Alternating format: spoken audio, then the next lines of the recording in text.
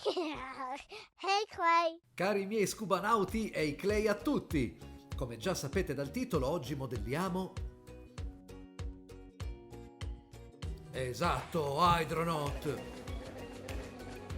Ma prima, dato che una promessa è una promessa, sono felicissimo di ringraziare e salutare Attilio Ballabani. Eccoti accontentato con questo tutorial. Il ritorno del mitico DJ Wii U, grande fan di Fargus Clay fin dalla prima ora. Giulia Caldaronello, che mi chiede il cinghiale viola. Ello Brasil Parison 2, che vorrebbe la mucca. Giulio Marini, che con suo papà Christian mi hanno ordinato la divertentissima cacchina. Mando un abbraccio a Susanna Correira Santos. E Pacoric mi chiede il bellissimo Draghi. Infine ringrazio 3 nuovissimi iscritti: Mina Ruggero, Super Ales e Bia Sofi. Vi ricordate tutte le fantastiche storie spaziali ai Clay? Beh, quest'anno ci sono le storie di mare e il nostro Hydronaut viene proprio da lì.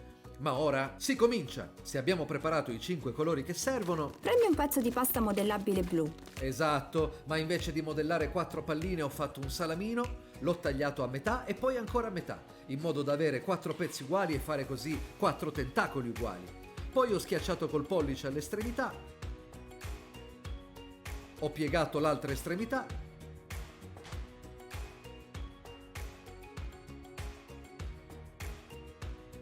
e ho unito i 4 tentacoli. Facilissimo! La parte successiva è il salvagente. Prendiamo un pezzo di pasta bianca E crea una palla di media grandezza. Sì, ci stavo arrivando. La arrotoliamo e formiamo una ciambella.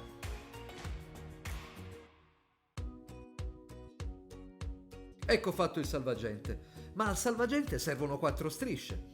Invece di fare 4 palline, provate a fare un salamino lungo e a schiacciarlo con qualcosa di piatto. Io non avevo niente, ho usato la spina del caricabatterie. Poi tagliate dei pezzi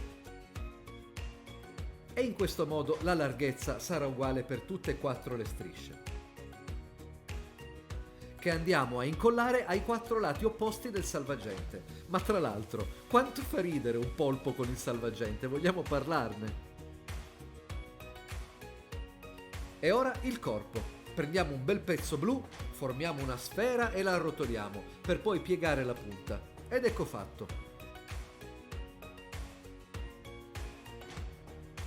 Le braccia si ottengono con 2 piccole palline prima arrotolate a cono e poi con la punta piegata.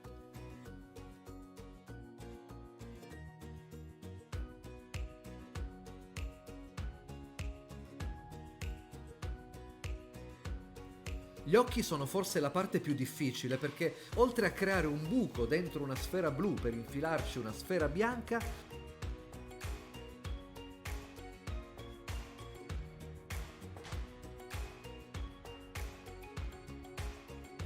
bisogna fare 2 buchini e infilarci dentro dei piccolissimi pezzettini neri per fare le pupille. Attenzione a non mettere le pupille male, se no vi farete gli occhi storti.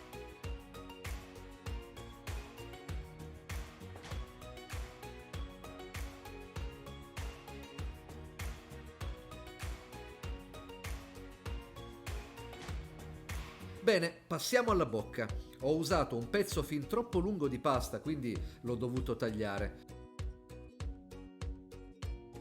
Ma poi si schiaccia per formare le 2 labbra e si piazza sulla faccia del nostro Hydronaut, che finalmente ha un'espressione allegra.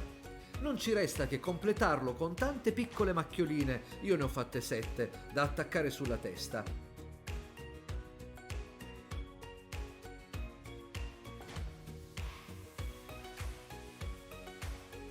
Ed eccolo qui! Tutti ameranno il tuo Hydronaut. Che te ne pare? Assomiglia a quello originale ai Clay? Fammelo sapere nei commenti se ti va e preparati al prossimo tutorial. Chi modelleremo?